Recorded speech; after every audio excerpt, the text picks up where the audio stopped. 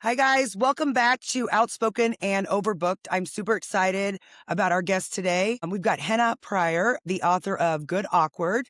She's also a speaker that I've seen at a couple of conferences and an overall just great gal to follow along with. I can't wait to talk about some of the good awkward things that have gone on since launching this podcast. I'm about to celebrate my 3-year anniversary of owning my business, which comes with its own awkward moments. So, Henna, thank you so much for coming on.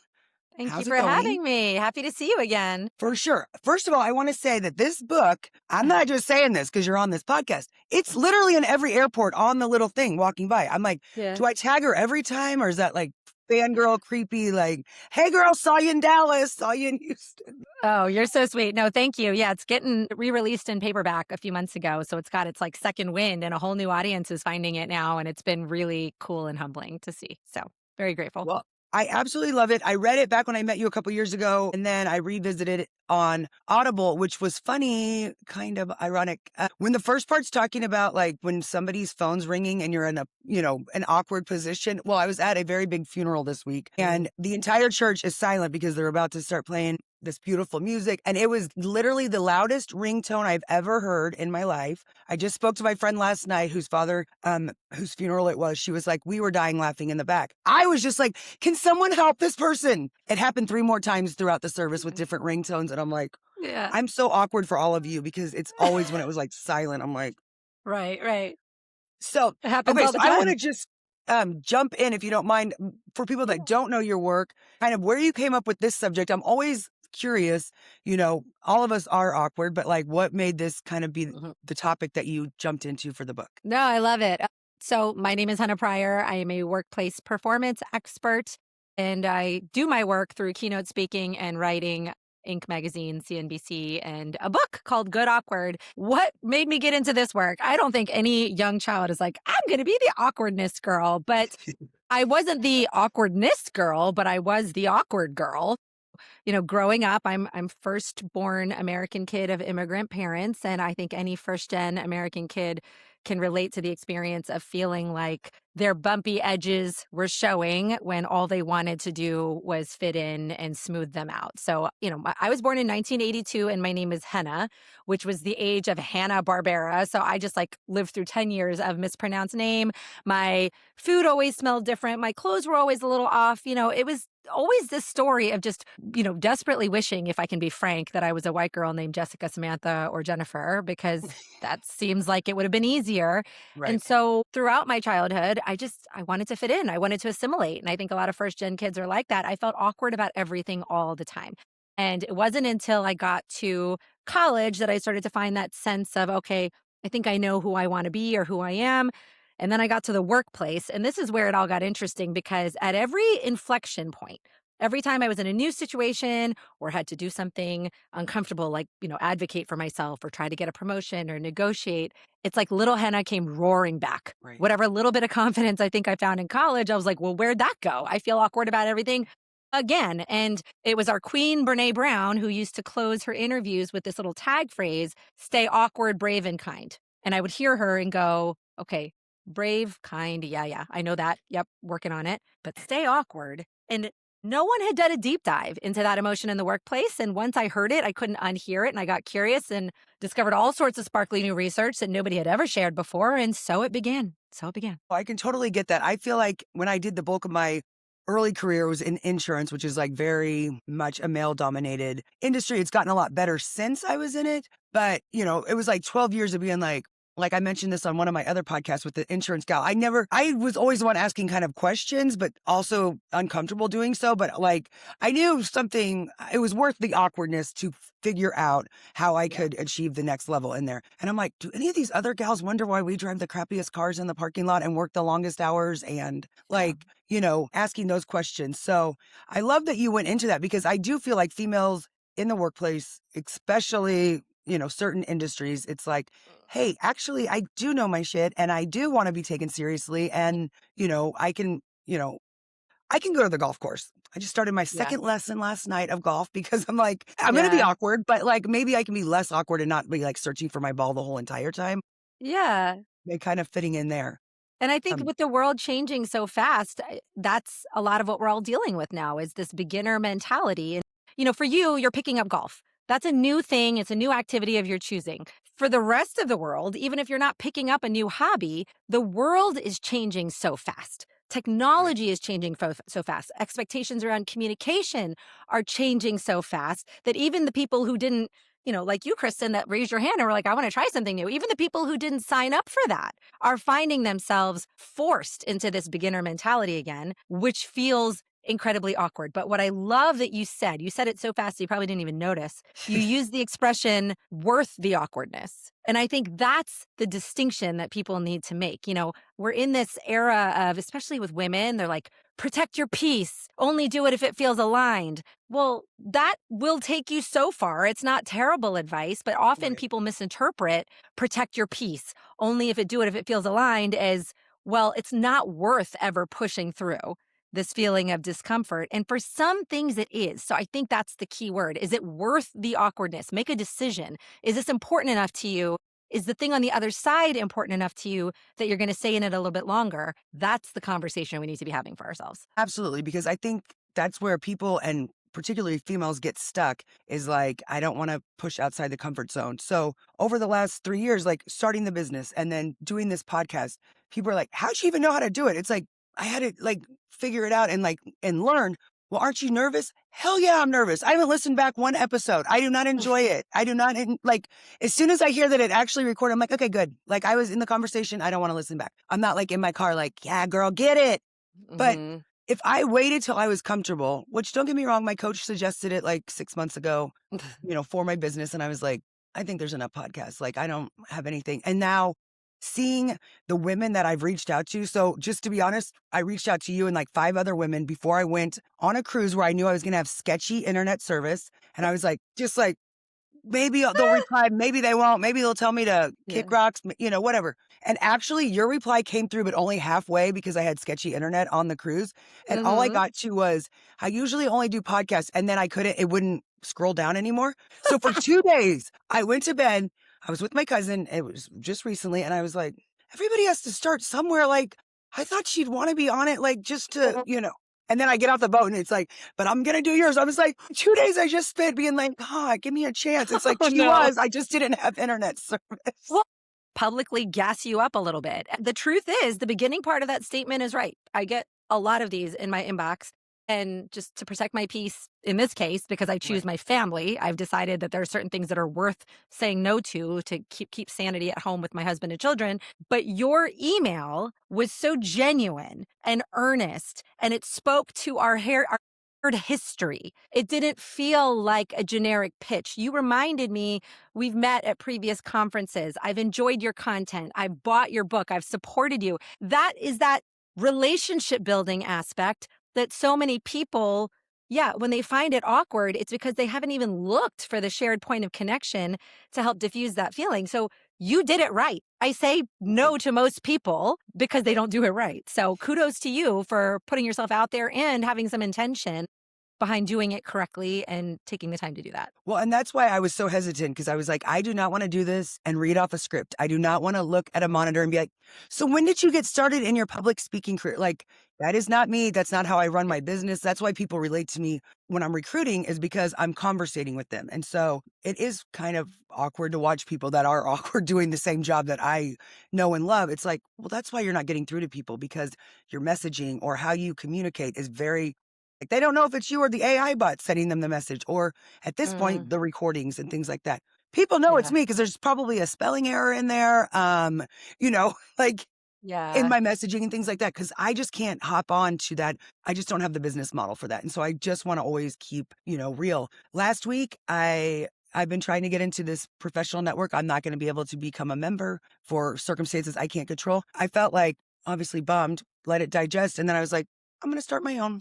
Like, that's why, like, again, I wanted to talk to you so bad is just, I just want more women to be like, who cares? Who cares? Yeah. If it doesn't work, at least you can be like, okay, I checked it off. I thought that might be something, I've had a jewelry business. I've had a Yeti tumbler business, jams, fun things here and there, but it's like, who cares? Like, at least you're not looking back 5 years, 10 years and being like, I never tried anything because I was too scared. you Yeah. know? I've always fully bought into, people call it different things. I always just say placing small bets, right? Like my life has been littered like you with placing small bets. I've heard other people refer to it as prototyping your life, right? Try stuff. So when we talk about awkwardness, this is where it's a little bit different. This isn't just get comfortable getting uncomfortable. Yes, there's something to that. We've heard that advice, women especially, for decades. What awkwardness is pointing to is a very specific type of discomfort. It is a social discomfort, meaning we are feeling awkward in front of other people. That discomfort is public. We don't feel awkward when we're by ourselves. We tend to feel it when either somebody else is with us or we think other people are watching. So small bets are not that big a deal. If you're at home and you're like, let me see how this tastes with a little extra cinnamon, but nobody else is home, who cares? That doesn't feel awkward. Where it feels awkward is if you're like, you know what? I'm going to try to create this community of my own and maybe it'll bomb in spectacular fashion. And other people will be like, damn, Kristen, you bombed in spectacular fashion. But the reality is most people aren't going to think that. In fact, they're going to forget that you did anything like that to begin with. It's just for us, we have that magnification, right? The spotlight effect. Everyone's watching us. Everyone's watching us try something. Everybody sees my career now and they see Right. like, Henna's books and stages and media. Do you know how many failed programs that I started back in the day that live in my digital graveyard?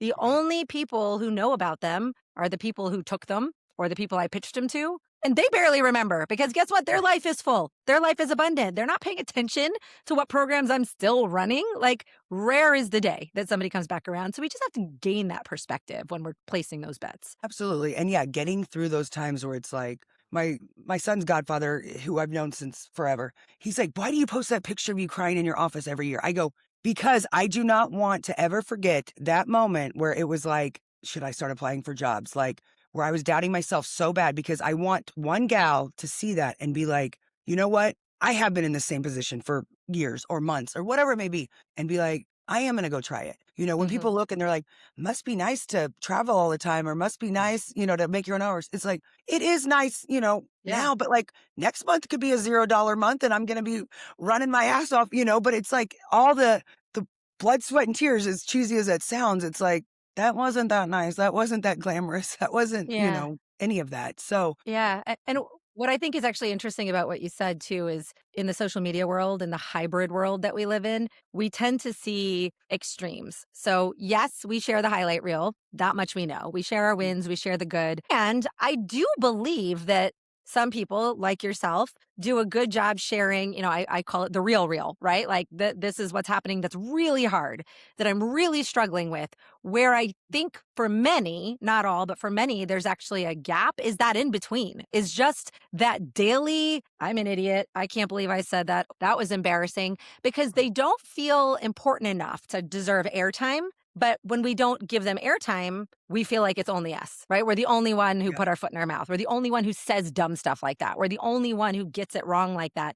So the opportunity becomes finding places and spaces. Maybe it doesn't have to be all over your social media, but the Yeah. people, communities in which you can be like, "Oh, you know what? I was in this room and I said this thing and I feel like they all thought I was idiots and I'm really in my head about it," right? Spaces where we can safely normalize the day to day blunder, mistake, embarrassing moment, awkward interaction, and how we felt about it so that we can work towards embracing it and going through. Otherwise, we start to feel really alone. We're sitting here by ourselves going, this must not happen to other people. Right. It does. It always does. Yeah. And acknowledging that it's normal and that people are so in their own stuff. And like, that is what I've learned. I have to give a shout out to my friend Becky because I was texting her before talking to you. And I was like, oh my God, I'm so nervous. I think this is the biggest guest yet. And I'm just Oh my like, God. she goes, oh my gosh, she's a person just like you. She gets up just like you. She has her insecurities You just want me like to you. show you that I have on leggings right now? Like they stretch. Like I don't have on. I have my mall walking pants on. They're hot pink though. Okay, just making sure.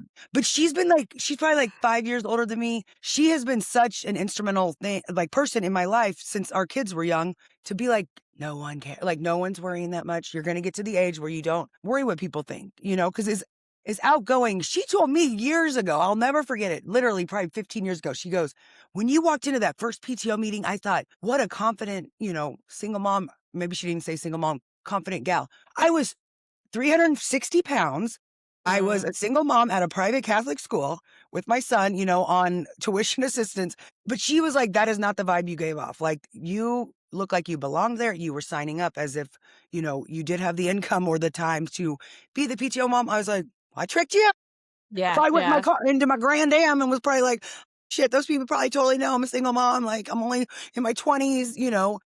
yeah. But yeah, she's been like instrumental. And I think you need people like that throughout your career, obviously, and your personal life to be like, okay, do not forget that you also have done things, you know, well. And Mhm. don't just, you just can't get wrapped up in the nitpicking of everything that is small because it really is, at the end of the day, it means nothing Yeah. for the most I th part. in my second TEDx, I talk about the idea of having a professional hype squad, right? Like, people who will actively celebrate your stuff even when you don't want to or you poo-poo it away. So somebody's like, "Oh, you did this amazing thing," and you're like, "Oh, yeah, it was, like, no big deal." And they're like, "No, let's celebrate that. Like, did you see how you showed did you see what you did?" Like, you need those people in your life. I try to be that person for as many people as I can. And in addition to your hype squad, sometimes he's the same person, sometimes it's not. You need your truth tellers, the Yeah. people who are going to tell you when you are in your own way, when you are not giving yourself enough credit, when you are being too hard on yourself, when you are not showing up in the way that you're going to. And both of those roles in the modern world we live in can feel strangely awkward. Like, some of us are bad at giving each other compliments. They're like, oh, they don't want us to, like, it feels weird to be like, Kristen, I really appreciated how you showed up in my email and how sincere it was. Like, it feels to some people awkward to give, and they're Right. worried that it's going to be awkward to receive, and so they hold it.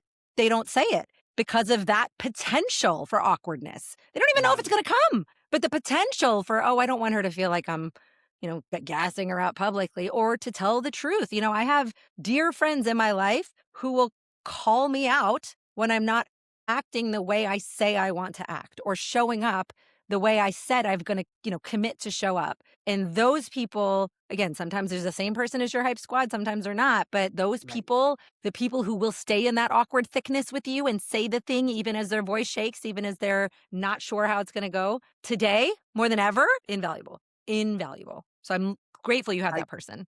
yes, and I actually developed a group in Kansas City last year after going to a conference because being, you know, a person that just owns your own business, you could see people at conferences a few times a year or 4 times a year, whatever it may be. And I'm like, why don't we just have a recruiter of like monthly event or An quarterly event. event with females that do the same thing, that hype each other up, like, or says Mhm. like that system was such a waste of money or this works great or whatever. People that don't, I can't get down with, especially women not hyping each other up. It's like, I'm not competing against somebody that's manufacturing recruiter or a food Yeah. industry recruiter. In fact, my podcast today is with another insurance recruiter because I think her content's badass. Like, you Yeah. know, I reached out to her a year and a half ago and I was like, I love your stuff. If we ever could partner together on, you know, splits or whatnot.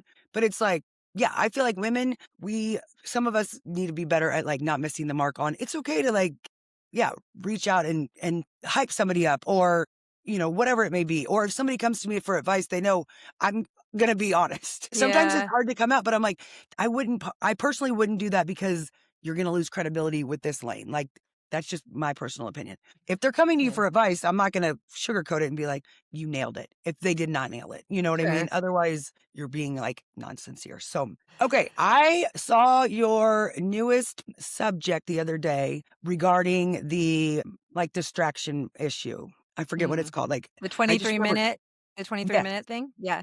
Okay. So I think that is so important for so many reasons with technology. So I want to, again, for people that haven't seen it, I want to go into that and kind of like with so many remote people working and all the Mhm. distractions, kind of talk us through that because I thought it Yeah. was like, this is what I'm dealing with every day. Yeah.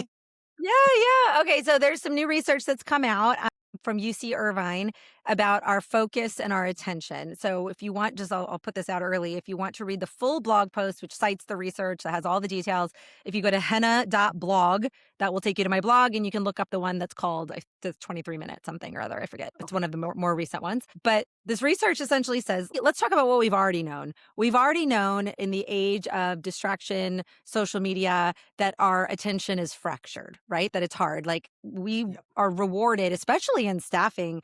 It's a workplace culture where it's, time kills all deals. Things move really quickly. How do we get into deep work and focus without being pulled away with every ping and ding?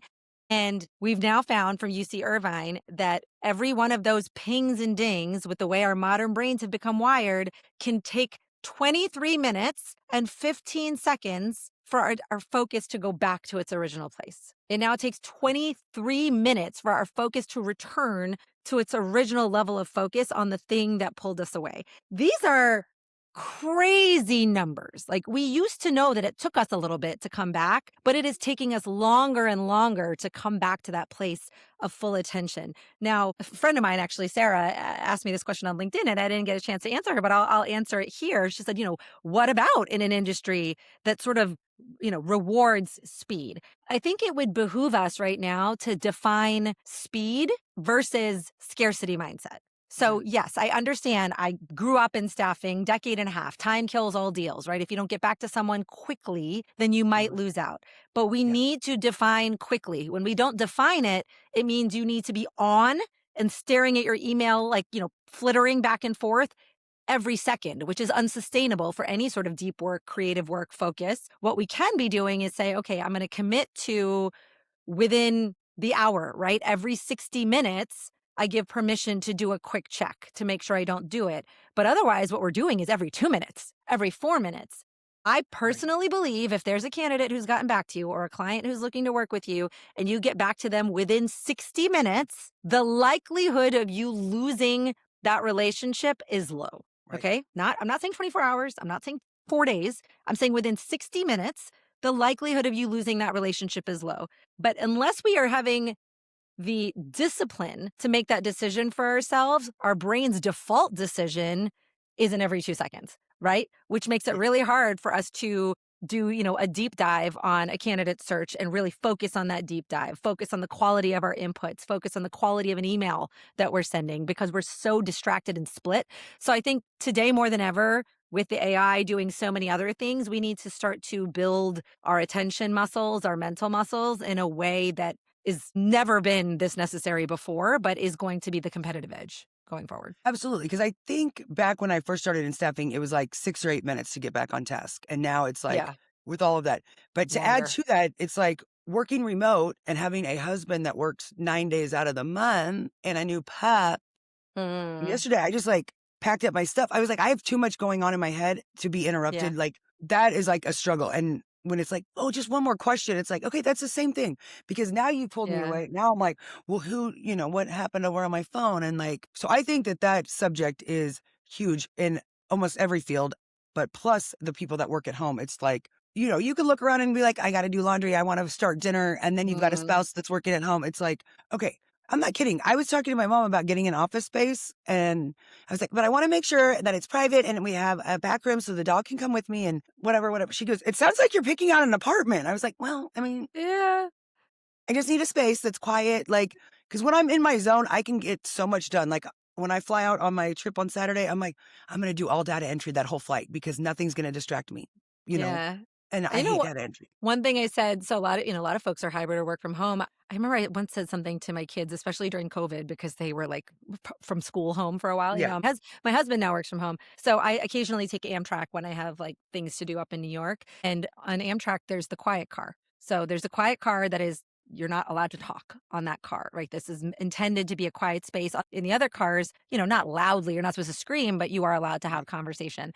I really made a request that my office is the quiet car. So if we need to talk about something that like physically I leave my office and we go into the kitchen or we go into the hallway or whatever, but the office is the quiet car. It was my attempt at like this space needs to feel environmentally different as a space that's meant for deep work. If you get into that, sticky situation of like I'm folding laundry over here while I'm doing over this, it Yeah. is hard. It is hard for our brains to do that work as it is, add to that 23 minutes, and we're talking, we're not setting ourselves up for success. So, to the degree that you can try to create separation, whether that's going to an office space or just setting rules.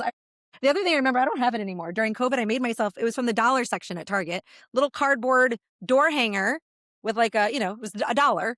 And I Yeah. wrote on the door hanger, mom's working. And I hung it on the door.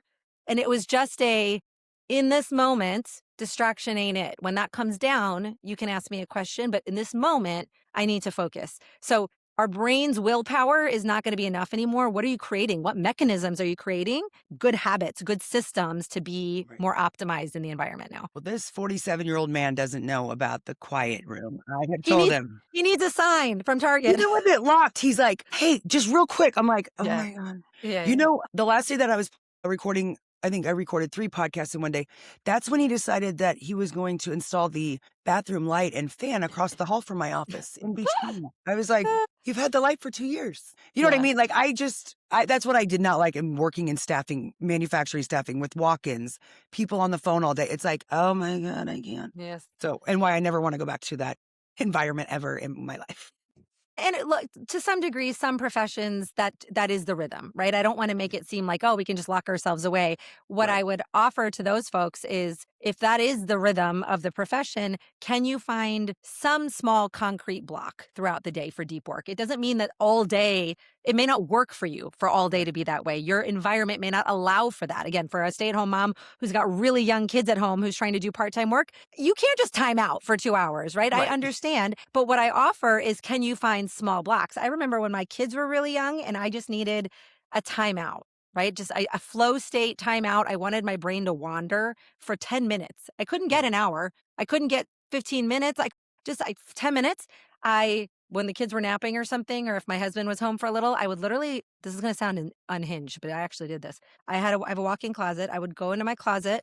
I would turn off the light and I would just put on headphones and just sit in the dark closet by myself for 10 minutes. Because the value of learning how to have your brain be either single focused or off, I knew it was slipping away from me because I was constantly doing something. Even those 10 Right. minutes felt like a recharge, right? So if you can't do this as a function of your environment, just find pockets, find small pockets. Yeah, that's what I've added in the new year or since I've gotten the puppy is 2 to 3 10-minute walks a day. We live Perfect. on, like, an acre, but Yeah. in Kansas City, we act like I got land. Yeah. But just, like, absolutely quiet, just walking up and down, that's been a thing, and then also I removed, I really never got into TikTok except during COVID when I was putting out my dance videos, my viral dance videos, but Nice.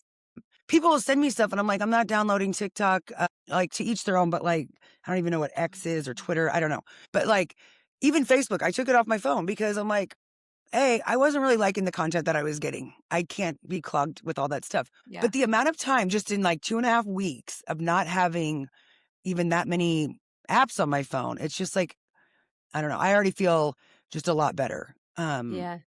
And clearer because I'm like, my focus right now is my business, my fitness, and my peace. And Yeah. I used to be like, oh my God, I'm in a journal every day, 30 minutes. No, you're not. Like literally when I Mm, look in the back of my office and I have so many journals, it's like January 1st, January 2nd, January 3rd. I go, Mom, it's the same journal entries for like the last 4 years. And then it's yeah. empty. They're Yeah. cute.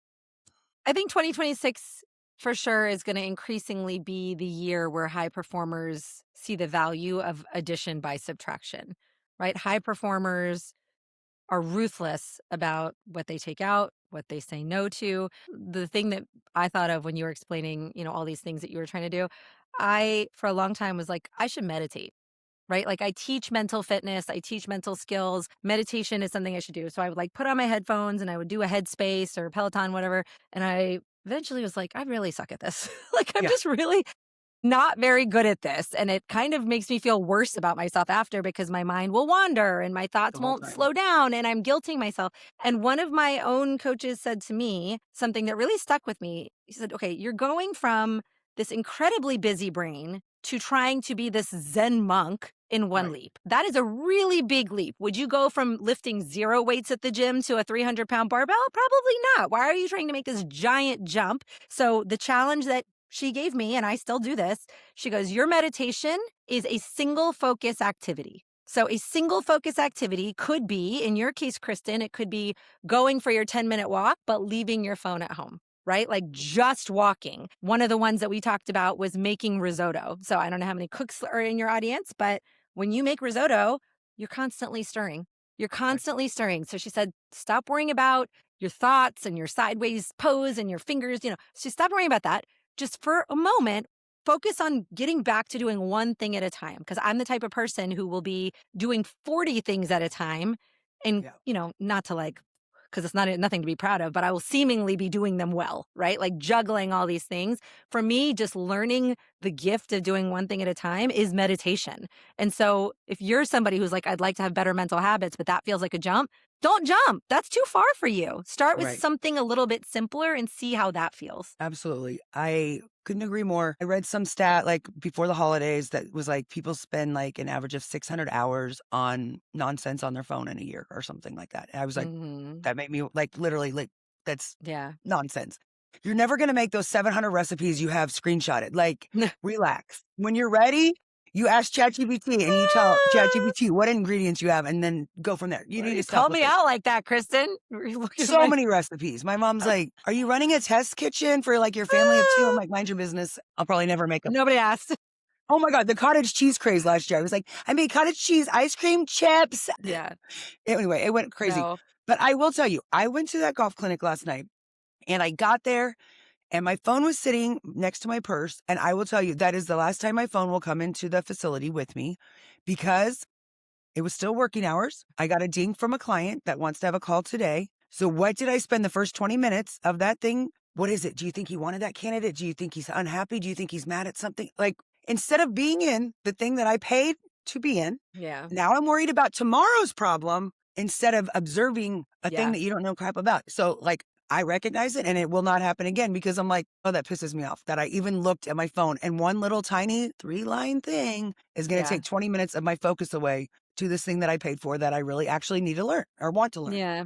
So here's okay, like again, as a former staffing professional, I get this. Like we don't want to lose something, Anything. Yeah. lose a deal, right? I think one of the most healthy mental models I gave myself because I could beat myself up over any one lost deal, any one lost candidate, any one lost client. We can do that to ourselves all day long. But I adopted the model that is often adopted by retailers. And for the life of me, I can't remember the name of it right now. But essentially, there's a number that's built in for returns, right? So, whatever Abercrombie sells X number of billions of dollars of clothing a year, within their projections is built in of this many people are going to return. This many things are going to be, the clothing got ruined somehow in shipping. Like there's literally built in of this is going to be a mess up. It's built Right. into the equation. So for me, I basically had to make a choice that, when I was in the staffing industry, my kids were babies and toddlers for a lot of it.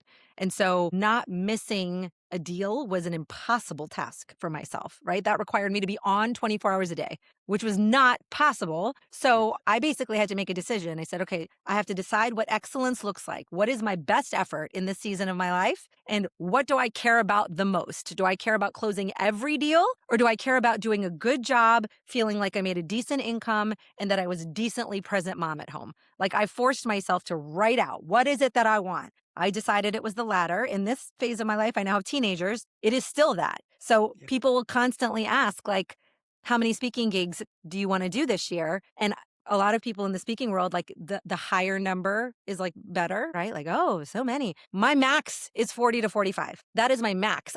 Could get more than that. I might get less than, but that is my max because I have to make a decision up front. What am I optimizing for? In recruiting, Right. in staffing, you're going to lose some, but the one or two you lose, is it worth it to have some semblance of, hey, I golfed and I actually just golfed?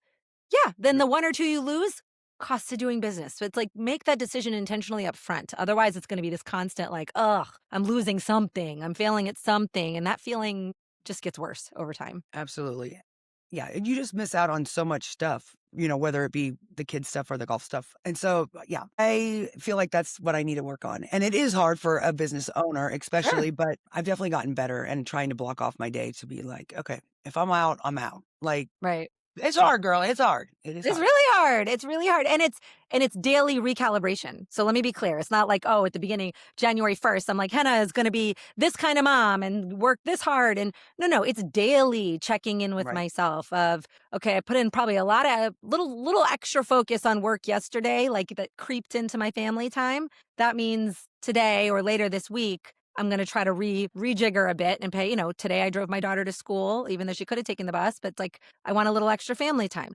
Every day, it's a daily check-in. It's not a one size fits all, okay, this is the choice. Every day is going to test you, and every day you recalibrate. Every day you recheck in with yourself. Absolutely. I'm not going to keep you much longer, but I always like to ask my speakers, especially I mean, you do a lot of gigs. What, Mhm. when you went from the career world to then writing, how did that kind of come about to where you started doing your speaking engagements, like Mm. early on? What made you say, I feel awkward, but I'm going to go ahead and start speaking in front of large audiences? Yeah, I was terrified. I mean, leaving staffing, which had been very good to me for 14 plus years, was the scariest and hardest thing I've ever done. And I don't say that to exaggerate. It was the scariest and hardest thing I've ever done because I did not leave staffing because I hated it. And I did Right. not leave staffing because it wasn't going well anymore. I left on a high and I still loved it. I loved my clients. I loved my candidates. I loved my team. I loved the company. So leaving was the scariest thing I ever did. My whole identity was wrapped up in it, but I knew that there was something that felt bigger than that. I felt like I had outgrown it, and I was constantly giving my candidates the advice, and clients for that matter, of, take a chance, bet on yourself, try something new. And I knew one of those days that that came out of my mouth that I wasn't doing that myself. And so I did the scariest thing of all time.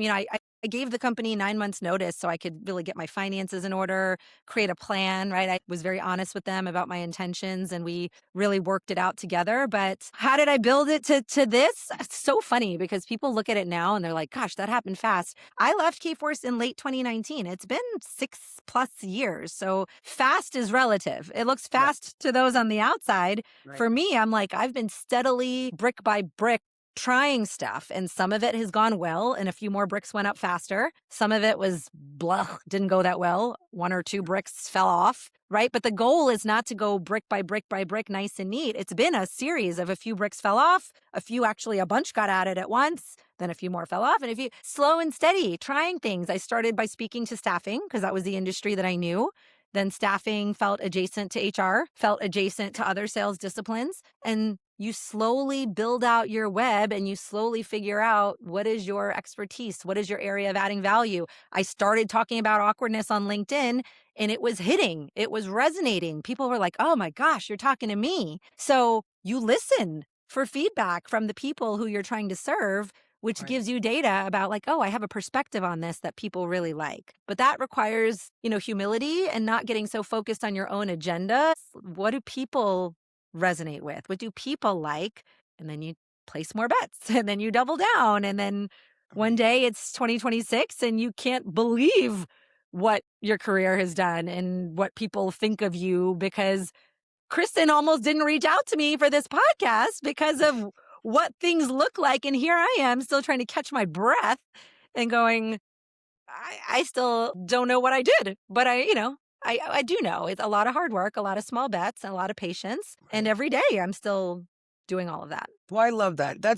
I don't even know if I could call it a dream of mine because I actually hate public speaking, but all the speaker gals that I talk to, they're like, well, I Yeah. didn't love it to like begin with, but someday down the road, I would love to be a speaker or an advocate for young single moms or just single moms in general, Mm. career people. So I just always like to know how people kind of decided where they wanted to go. Like that's a passion of mine is like building confidence within women. Again, to not just say, I'm at least getting a paycheck every 2 weeks. I'm not gonna I don't want to ruffle feathers, just kind of getting that confidence out there in a Yeah. true way from life experience, but then also, I just think I want women to be more confident across the board. It's like, come on, Yeah. But we like, deserve to be here. not to be too meta, but for everyone listening or watching, Kristen is doing what she's talking about right now. She's saying, I want to do more public speaking, but rather than waiting for someone to hand her a mic and a stage, she says, I can start small. I can start a podcast from my house. It doesn't have to be expensive music. It doesn't have to be all of that. Right now, I'm going to try. I'm going to hear the sound of my own voice. I'm going to develop my perspective by talking to other people. You are doing all the things that are going to help you develop what becomes your unique perspective, what becomes your unique value proposition. And the thing that too many people get stuck on is it's through the process of doing that you figure it out. At the beginning, I remember, I'll tell you something I don't talk to a lot of people about. I thought when I became a speaker, so I left Kforce to become an executive coach, which I did for about a year. I got certified down at American University. I am still a certified executive coach.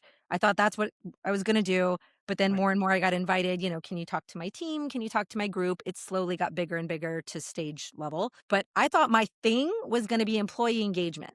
Like I was going to be the employee engagement girl. I don't know why. It just, I think, sounded cool at the time. I think people were talking about it at the time. So for a while, I had like domain names reserved and stuff. But it was through the process of doing and just creating content. Usually clients would be like, "Can you help us with work life balance? Can you help?" And I was like, "Sure." Right. I didn't know. I was just doing where there was need. Through the process of creating, it almost like chiseled itself out what my unique proposition was. Too many people want it to happen the other way. They're like, "This is my topic. This is what I'm going to be known for." Or Right. you just start shooting darts, and all of a sudden, the patterns of what's resonating, what people bring you back for, I want more of that. It starts to clear itself out. It's like the Michelangelo David thing, right? The stone, he always says that he was already in there. I Right. just had to carve it out. That's how most people develop their voice. So kudos to you for doing the things that are developing your voice. Well, thank you. Got I got an idea in my head. I was like, if I ever write a book, I'm going to call it If Not, Then When. Anyway, like, if not now, then when, or whatever. And then I was like, actually, I don't like that. Like a week later. And then I was like, you haven't even started the book, so I don't think you need the title quite yet. Don't throw it Um, away yet. It's not even written. yeah, I'm like, relax. It's one note in your Apple phone. But I feel like also when you pull things from different people, messages that stay with you for weeks and months and years at a time, like Mel Robbins, there's certain podcasts of hers that I'm like, or guests of hers that I'm like sending to my sisters or my mother. And it's like, please listen to that because it's definitely you. Or, like, Yeah. or Yeah. Yeah. whatever. Yeah. But, and just different things along the way that I feel like I would love to be that person for somebody that gives them that, push. Also, Yeah.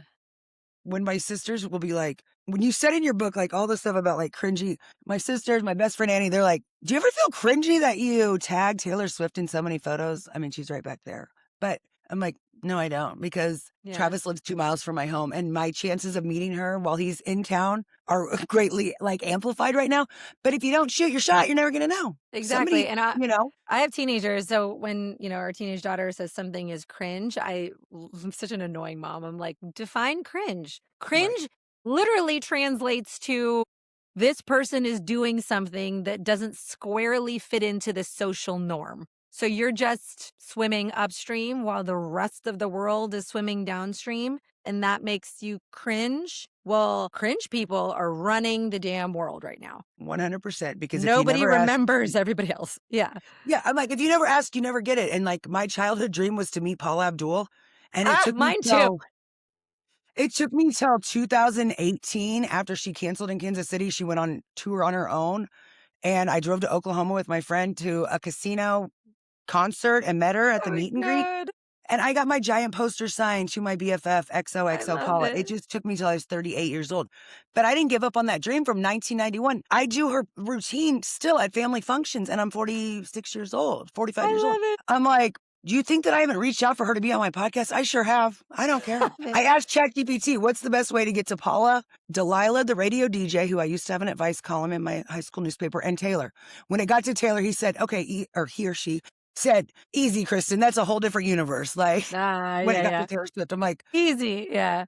we'll But I start. love but I love that you keep shooting. Look, some shots you're gonna get, some shots you're gonna miss, and the difference anymore are the people who take the damn shot, even if people are looking, and even if you miss. Who cares? Cares. Who cares? Yeah. Who cares?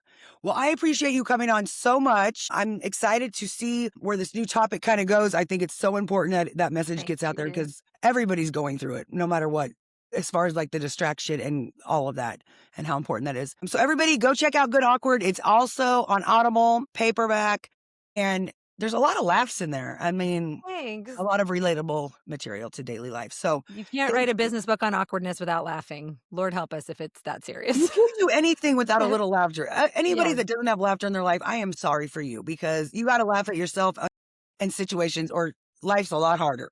Amen, my girl, amen. So, all right. Well, I wish you the best this year and I will talk to you soon. Good to see you. Thank you for Thank having you. me. Thank you.